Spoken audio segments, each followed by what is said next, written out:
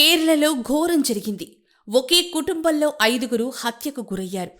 అత్యంత కిరాతకంగా ఆ కుటుంబానికి చెందిన వ్యక్తి చంపాడు.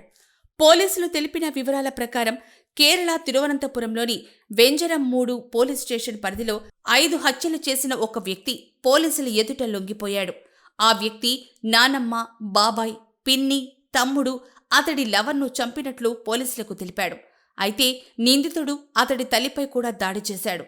ఆమె తీవ్ర గాయాలతో ఆస్పత్రిలో చికిత్స పొందుతోంది. 5 హత్యలతో ఒక్కసారిగా వెంజరం-3 ప్రాంతం ఉలిక్కిపడింది.